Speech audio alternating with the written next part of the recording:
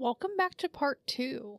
In the previous episode, I talked about how there was multiple serial killers working in Baton Rouge, independently, mind you, around the same time frame. And then we talked about the case of Derek Todd Lee. Yes. Which is where we just I figured that was a good stopping point. But I do want to go ahead and restate my trigger warning because I stated it in the first episode because I wasn't sure how far we were going to get. So trigger warning for sexual assault, necrophilia, and cannibalism. And cannibalism. And also, choose your host, Scoot, and I'm your host, Hatter. Sorry, I got ahead of myself because this was on the fly. On the fly, yes. So yes, I am Scoot along with my co-host Hatter, and welcome to Investigation.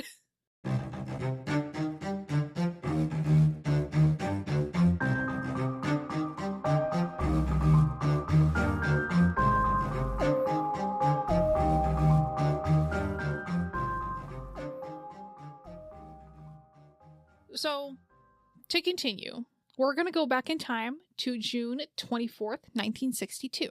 Okay. Sean Vincent Giles was born in Baton Rouge. His father was an alcoholic and struggled with mental illness. Oh. So Yeah. kind of like, what was his first name? Robert Lee? Oh, Derek Todd. Derek Todd. Why Derek did I Todd say Lee. Robert? Where'd you get Robert? I don't know. I where don't you give a got fuck Robert. about their first names, though. Well, Fuck them. Fair enough. But yeah, it's similar to Derek Todd Lee. Yeah. So back to Sean.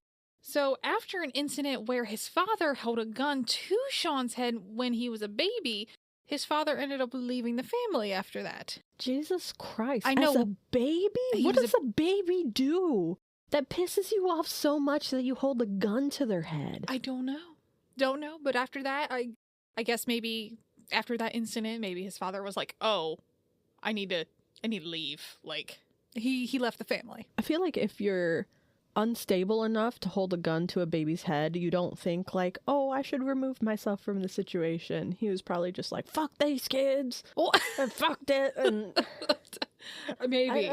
I don't know. But that's wild. It's wild to start off right off the bat. That is absolutely insane. I had a thought that I wanted to say and I completely forgot it. Oh no, I'm so sorry. No, it's not your fault. I was just like, oh my God, who the fuck does that? I know. Some people, that was my thought. Some people need to be sterilized. Like, don't have kids. If you're gonna hold a fucking gun to their head as a baby. As a baby. Jesus. Now, his mother, Yvonne, raised Sean Giles. She raised him as a single mother who worked full-time for a local television station. Now, his grandparents did step up to help raise him. Okay. At first, Giles seemed to be a fairly normal kid. Okay. But it seems, things kind of turned a bit when he hit more into his adolescent age. Yeah, that's usually when things start making an appearance. That's when, like, they start doing shit to animals and... Okay. Yeah, Sorry. no, I'll keep my mouth okay. shut. No. That's okay. The face you gave me was, all right, so to my next point. It seemed that he became more prone to fits of anger. He and his friends reportedly went through a phase where they became interested in quote-unquote devil worship. Oh. Mm-hmm. And then one night, Carolyn Clay said that she heard a loud banging noise at 3 a.m. and looked outside to see Sean Giles in his front yard beating furiously on some garbage cans. Mind you, he's a teenager. Oh. Giles told another neighbor that he had this outburst because he was upset that he didn't have a girlfriend.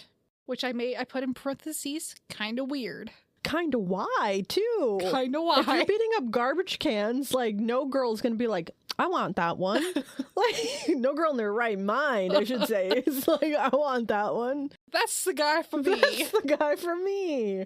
Now, after high school, Giles bounced between, lower income jobs while still living with his mother. But his mother, Yvonne, took a job in Atlanta and then moved away when Giles was 30. Is it Giles or Giles? Let's find out. Because I think you said both. Have I said both, unfortunately? Well... Because at first it was Giles, and then you just said Giles. And I was like... Well, oops. It's okay. I think it's Giles. Giles. That's usually how it's pronounced. Yeah, that's what we'll go with. Like I said, Giles was 30. He was on his own for the first time. But his mother would still, send him money. Okay. Not crazy. Not Parental crazy. help. Now, Giles had an obsession with pornography. The face and sound that you just made. I have opinions that are just not at all relevant Not for relevant the to podcast right now, so I'm not going to bring them up. All right. I'll just simplify it by saying pornography also often creates a really horrible version of not only sex, but just like treatment of women in general. And so it sucks when you hear stuff like that because you kind of see the pattern that, you're just looking down at your computer like, all right, why don't you just do my segment for me? No, it's just ironic that you would bring that up because of what I'm going to talk about. Okay. So it's, you're not jumping ahead, but it just goes along with. Okay, yeah. So you're good. That's basically it. It just creates a really bad viewpoint, especially when a man becomes addicted to it, or just anybody in general. I feel like it leads to really negative and weird fetishes and very destructive viewpoint on how women should be treated for both female and male. Yeah. So to go back to Giles, he would even skip work in order to stay at home. To yes. Watch porn. Yes. Okay. Now, I did have a couple of sources that said that he was upset that his mother had left him, that he would holler and curse his mother late at night outside, but I'm not 100%. You're 30. He's 30. So if this is true, you're 30. You're 30. You're a grown-ass man. But like I said, that was only a couple sources, so right. I'm not sure on that. Yeah. Now, in 1992... Giles was caught peeping into a neighbor's window. He claimed he was looking for his cat. In somebody's window? In his neighbor's window. Okay. Yeah, Did he own a cat? I don't know. I feel like they would have been like, dude, you don't even fucking own a cat. Get out of here. Get out of here. Now, in 1994, Giles and a woman named Terry Lemony. And they started a relationship. He seemed to treat her all right, but he was not interested in sex. Okay. I told you we were going to... This was going to tie into what you were talking about. His obsession with porn grew into something else, as I would call it. He started to go to websites that depicted rape, death, and dismemberment of women. Yep, that's what I was going to say, because he couldn't... It was consensual, and so it didn't turn him on. Exactly. Mm-hmm. That's my thought process, at least.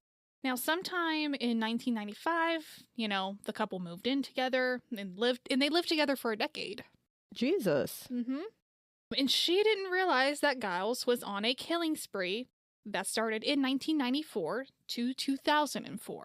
So, the entire time they were together? Yes. Wow. Yes. Sorry, I needed a minute to process. No, it's okay. Go ahead and process. That's all right. I know. A decade. A decade. I've heard a lot of stories of the wife not knowing or the so-and-so not knowing. So I'm not yes. How did you not know? Yeah. But I'm a little bit how did you not know?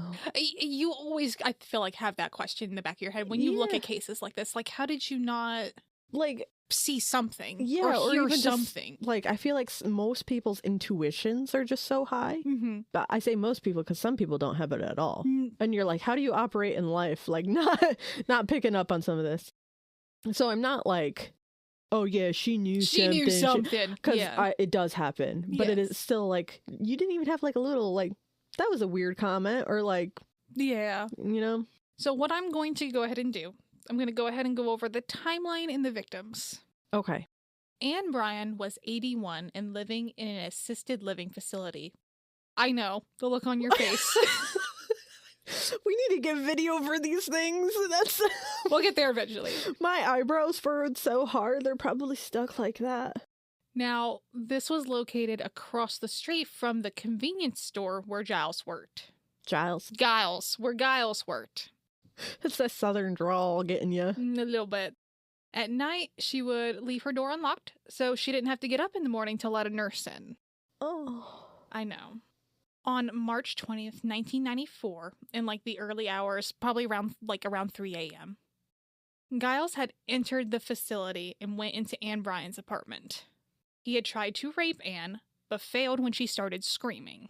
He stabbed her around 50 times, which was focused on her face, her chest, her breasts, and genitalia. She is looking at me wide-eyed, jaw dropped. I know, there's nothing you can say. No, I know. Yeah. When we started, I feel like the idea for the podcast, I was like, oh my God, that'll be so fun.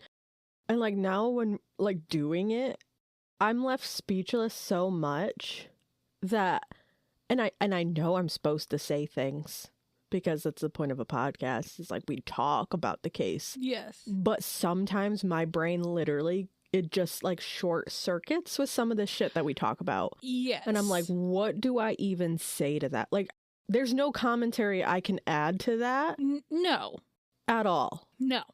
He also slit her throat and almost decapitated her. Oh my God. And mind you, this is, like I said, I'm going to repeat, this was an 80-year-old woman living in an assisted living facility. Jesus Christ. What the fuck, dude? And like we've said before, stabbing somebody takes so much.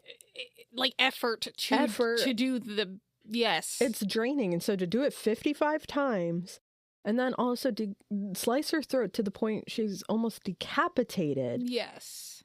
Fucking insane. Now, he would not strike again for another 5 years. Okay. I know. I kind of had to segue that way, but... I know. Okay. Now, on January 4th, 1999, according to Radford University, because I honestly had a hard time finding anything about this next woman, Catherine Hall may have been a sex worker.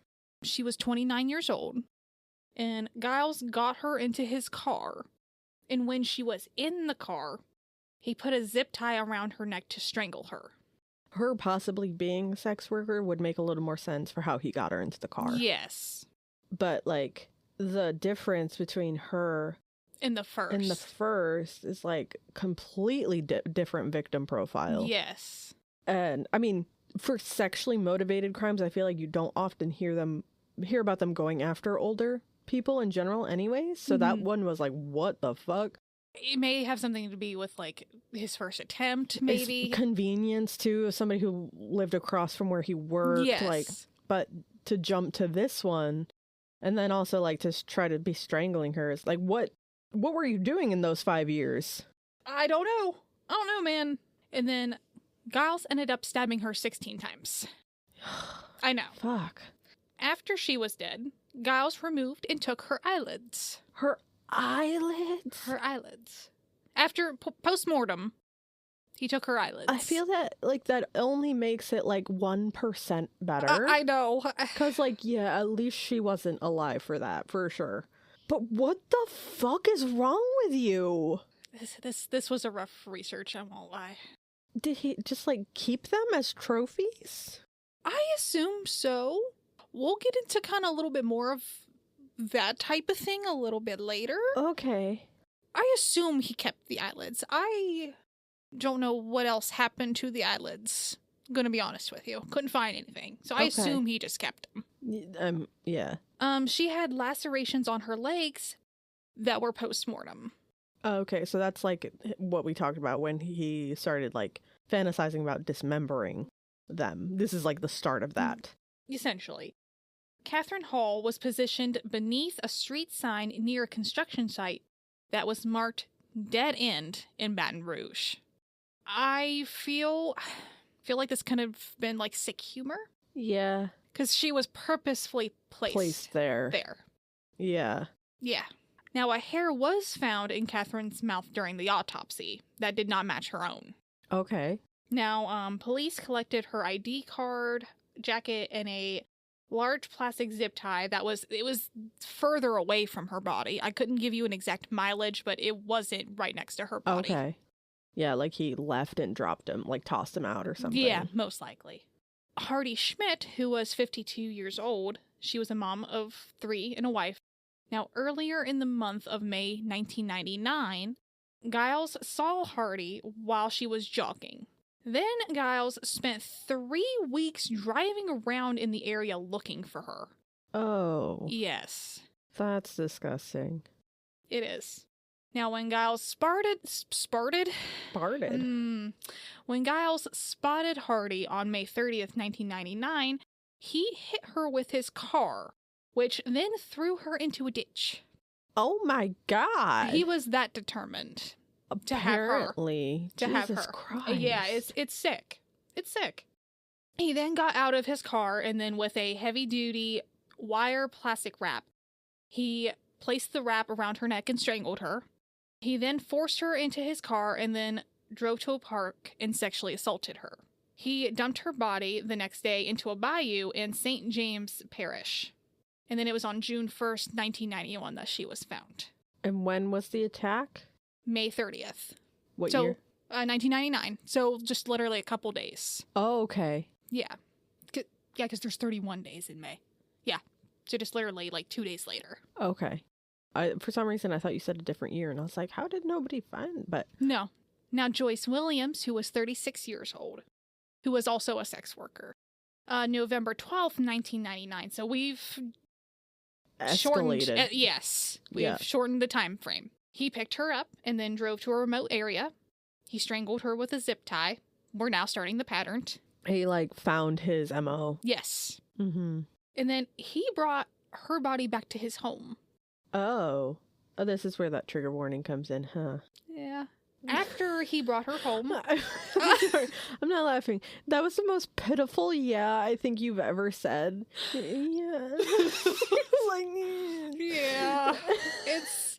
It's rough, guys. Well, that's the first part of this. When I was editing it, you would say something and you were like, oh, and she owned an antique store. And I was like, oh my God, that's such a vibe. And then you were like, yeah. Yeah. And I was like, I didn't realize until editing it how much that was a foreshadowing of what was going to happen. Because you were like, yeah. It's super sad. Yeah, because I think in that moment I didn't know what else to say. So I kind of just had to go, yeah. No, it's totally fair. And then this, yeah. It's like, oh no. Yeah. So to recap, he brought her home after she was already dead.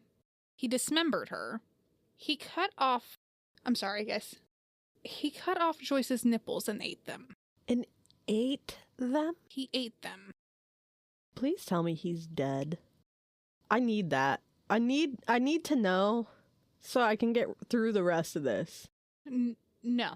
What the fuck? Well, we'll come back to that. Oh, that made it worse. I know, that made it worse. That's why when you asked me, I kind of just sat back for a second. Just... Yeah. Oh, it makes me sick to my stomach, guys. I'm sorry. I was just gonna say, I feel nauseous. Yeah. He then dumped her body in Iberville Parish. I'm assuming it's Iberville. If it's not, I'm so sorry. But I have to get through this. I'm nauseous now. Yeah. Now, her skeletal remains were found by bird hunters in January 22nd, 2000. Okay. Only a couple months. Mm-hmm. So a couple months. Lillian Robinson, age 52, again, who was a sex worker. And it was in January of 2000. He took her, strangled her with a zip tie, and he brought her home, just like with the last. Right. I'm trying to even think how to word this. He did defile her post-mortem. Yes. If you catch my drift. Mm-hmm. But he actually did not have time to mutilate her because Terry would be on her his way wife. home. Yes. Well, I don't think girlfriend. I don't think they were ever officially married, but partner. Yeah. Terry, his partner, was going to be coming home from work soon, so he didn't have time. So he ended up dumping her body in the Atchafalaya Basin.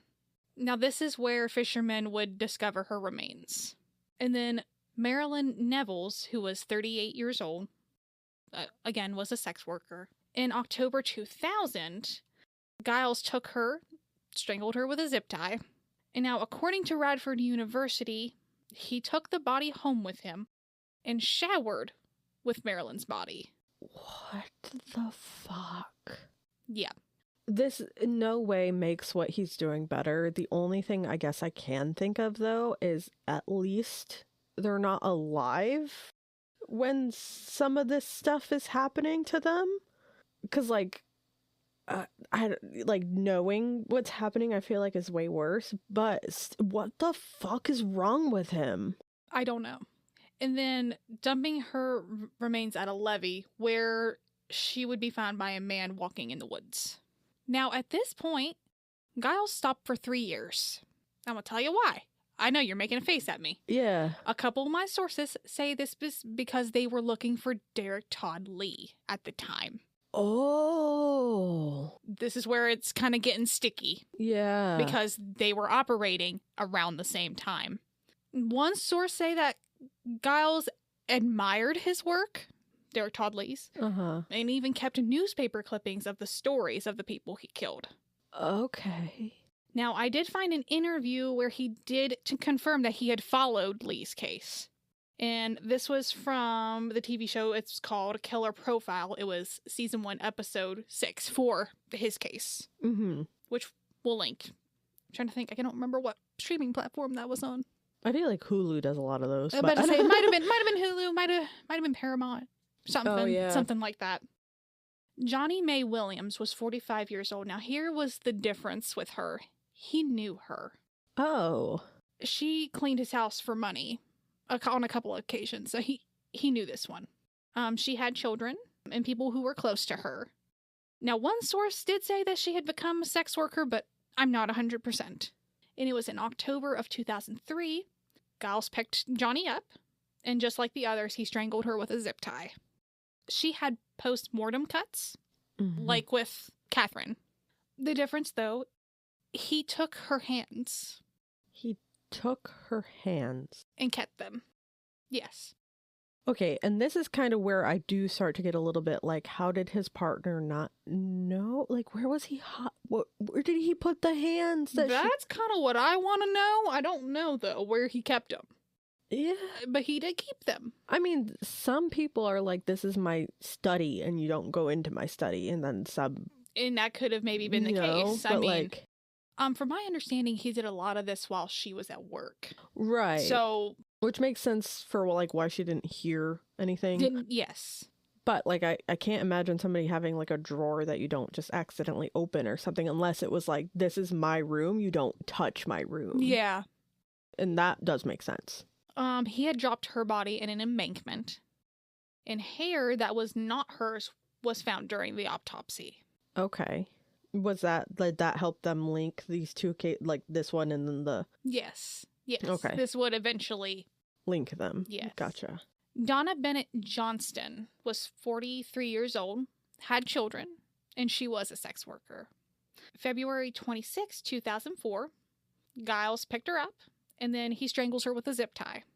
He dismembered one of her arms. Her nipple was removed and eaten. What the fuck is up with the nipple thing? I don't know if it's some form of a sexual... that's what I would imagine. Like, it'd have to be. Some sort of sexual gratification for himself. It'd have to be. I don't know why. That's just so fucking weird. Yes. Now, at this time, he had a camera with him, and he took 50 pictures of her in different positions. Ew. And I'm talking, like, this is all, like, in his car. In his car? In his car. So, like, he I think at one point took her to the trunk, had her in a position, he'd take pictures, change the position, take pictures. Yeah. I wish you could have told me that he was dead. I wish yeah. He then dropped her body in a drainage canal / ditch alongside Ben Hur Road, which is around a mile from LSU, the university. Yes. This time, though, he left tire tracks, and Donna had DNA underneath her fingernails. Now, DNA analysis of the material under her fingernails matched the hair that was found on Catherine and Johnny. Right. Now, investigators went to auto dealers about the tire tracks. The tires were specifically Goodyear Aquatred 3s. I know, I somehow got the exact tires. Now, roughly only 100 people had bought that kind of tire in Baton Rouge. Oh, hell yeah. It's getting smaller. So what they did is they went out and contacted all of these people on this list to get a DNA sample. Now, of course, Sean Vincent Giles was on this list. On April 24th, 2008, they went to the residence of, who was now 41 years old at the time, Sean Vincent Giles. Now, during the interview with law enforcement, Giles told officials that he had driven in the area where Donna's body was found because he needed to relieve himself. He needed to pee. Oh, okay. Yeah, I know. Now, on April 29th, 2004, Giles was arrested for the murder after DNA that he'd given matched the DNA found on the victims. Hell yeah. Yes. Now, what was ironic, like in my research, I guess Terry had been home at the time when SWAT team literally like busted in. Yeah. Jesus. Yeah. She's probably like, what the fuck is happening? Yeah. Like they busted in, they arrested him. Like obviously she's got no idea what's going on. Yeah. And like they tell her, oh, hey, he's a serial killer. Yeah. How many victims did he? 8. So yeah, I can't imagine just like chilling at my home, like making dinner, just chilling, watching TV or something. I think they may have actually been asleep. I think this was in the middle of the night. In fact, actually, if I remember correctly in my research, like this was in the middle of the night. That's even worse. Yeah. I would probably piss myself. Yeah. And then just be like, well, your partner here has actually killed 8 women brutally. How do you recover from that? That's what I want to know. I know. And it actually didn't take long for him to confess. He confessed to the murders of Catherine Hall, Johnny Mae Williams, and Donna Bennett Johnston. Now, during the videotaped interview, he referred to himself as a monster. Now, real quick, those 3 were the ones that had like DNA on them, like either the hair or under her fingernails. Yes. So that makes sense why he would confess to those ones. Yes. Technically, because they were like, he was like, they already got me. Yeah. But sorry, go ahead. No, you're good. No, just during the interview, he referred to himself as a monster. I mean, yeah, but like, why are you saying it? I don't know. And he also talked in detail about what he did. Ugh. Like, I actually found some clips on YouTube of some of it. Yeah, I couldn't listen to all of it. Yeah. But what I did listen to, it was... He just talked about it so casually. Just like having a conversation with a friend that you're catching up with. It was just so like talking casual. about the weather. Literally, it was so casual, which I found that very disturbing. Yeah. Even. You'd almost rather them be like angry or like Emotional. I don't know, more emotional. Like no, it was even so... if they're like reliving and they're getting a little bit of like glee out of it, but when they're just like, oh yeah, and then I ate her nipple, it's like, what the fuck? Like, it was so casual, like you and me just having a conversation. Yeah. Like he's talking to these investigators like it was nothing. Ugh. Imagine being on the police force. Oh, I couldn't. And having to like, ugh. I couldn't. Could not. Now, in May 2004, Giles sat for a recorded interview with the FBI. Now, Giles had told the agents he was playing a game of chess with them. I will explain a little bit more into that. You're not playing a fucking game if you're the only one you think you're, like, if you're the only one who knows you're playing anything. Yeah, no, in his mind, he was playing a game with them while they were investigating every crime scene. He said he used to watch the news on TV to predict his next move, and to judge whether or not he was winning in his eyes. I know. Oh my God. And I do have a quote. I was the chess master then. You're not going to beat me. My basic interest would be, okay, did they find it? Where did they find it? What was the condition of the body? So that was his mindset. Bitch, you've already been beaten. You're literally in jail. Well, I guess in reference he meant at that time. Right. Like watching, playing his game. Yeah, he's essentially smug about it. But yeah. like, shut the fuck up. I'm sorry. No, it's okay. No, it's okay. I know. Now, unfortunately, they could not use this specific interview for trial because he asked for an attorney during this interview with the FBI, which this automatically makes it admissible during trial. Right. Because he literally asked for his lawyer, and then before even lawyers showed up, he was talking. He was talking. Yes. Disgusting. Slimy. Actually, that's just slimy. He probably knew what he was doing. Yeah, for sure. Especially talking about his game he would play. Yeah. Now, it was in August of 2007, Giles pleaded guilty to second-degree murder for killing Johnny Williams, which resulted in life in prison sentence. Now, Giles was put on trial for killing Donna Johnston on July 25th, 2008. Giles was found guilty of first-degree murder. Now, the jury deadlocked on the death penalty, unfortunately. So this ended up being another life sentence. On February 17th, 2009, Giles was once again sentenced to life after pleading guilty to the first-degree murder of Marilyn Nevels. Giles wasn't tried or sentenced for any of the other murders. Right. Which, that's usually how, we've talked about this before, that's usually how it goes. They usually go for the strongest evidence against. Now, he is currently incarcerated at Louisiana State Penitentiary and lives in what is called preventative segregation. Oh, yeah, because people would probably fuck his shit up in prison. And one of my sources say that he purposefully requested that. I don't know if that's true.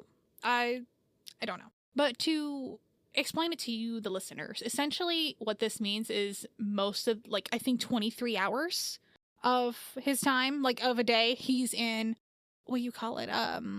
Isolation. Confinement. Yeah, essentially. And then for 1 hour of the day, he is able to be out. Yes. Essentially. Just so you guys... Yeah, just in case you didn't know. You didn't know what that is. Yes. Now, this would be the case of Sean Vincent Giles, who became known as the other Baton Rouge killer. And just sitting here thinking about it, that's really crazy to me that he paused for 3 years because of Derek Todd Lee. Yeah. Well, and I wonder, too, if he was following his case along so much, if he was following Lee's case so closely, because I wonder if he was like, maybe they'll pin some of my victims onto him. I wonder. Now, I do want to mention here that there was a third categorized as a serial killer going on in Baton Rouge. This case is not as well known as these other two I've talked about. I haven't been able to find a whole lot of articles about them, and I don't want to give you guys an incomplete case talking to you guys about it. So I'd like to come back to this for sure as maybe a part 3. Yeah. And there was actually a fourth, but this... all around the same time frame. Jesus Christ. Now, the thing with the fourth one, completely different victim profile, though. Right. So there wouldn't have been a way to muddle this case. Yeah. Along with these other 3. I feel like that's almost worse, too, because now you have 2 demographics of people who are completely terrified of, anybody around the corner, you know? Yeah. Ugh. And it's honestly a crazy thought that there was at least 4 serial killers during this time, in the same time frame. Insane. What the fuck is going on in Baton Rouge? What the fuck is going on in Kansas? We've said what's going on in Kansas. Now, what was going on in Baton Rouge during this time? Right. That's an insane thought. I couldn't imagine living there during that time. It would be a terrifying experience. Yeah. And it's still relatively recent-ish. Yeah. So if you were alive during this time in Baton Rouge, email us with what it was like, because I imagine that it was fucking terrifying to exist. Yes. I'll see a story that's one I think I saw recently was the possible serial killer that's going on in Boston, I think, right now. Oh, yeah. Or something. And even that, I was like, oh, that's not that far. Yeah. And then, because I don't remember if it was when I still lived in New York or not, but I was like, oh, but to be in and then have 4? Yes. Jesus. Which at the time you wouldn't know it was 4 separate. You just know that there's people which would showing up dead. Also be terrifying because, I know you said the one was a different victim profile, but for the other 3, if they were all similar victim profiles, then you're like, how is this one guy killing all of these people? And I'm sure police are thinking after they've gotten one that it would stop. It would stop. And it wasn't. Yeah. Jesus. Yeah. I mean, I can only imagine what police were thinking in that moment, where they get one of them and then they're like, finally, we got the guy. And then they're like, there's still bodies showing up. Yeah. Oh my God, dude. Yeah. That had to have been fucking rough. Yeah. And I think that's all I've got for you. Well, until a possible part 3. Until part 3. I'll see what I can find. Even if it's like a mini, if you don't find like a ton, but especially if it's a lesser known case, it's always cool. Like I like covering those because they don't get a lot of attention. But yeah, I'm doing a true crime case next Sunday. That'll be coming out. I'm talking about the Jennings 8 case, so we'll get into that. And then, but in the meantime, thank you for listening and don't go too far because we'll catch you in the next investigation. Bye. Bye.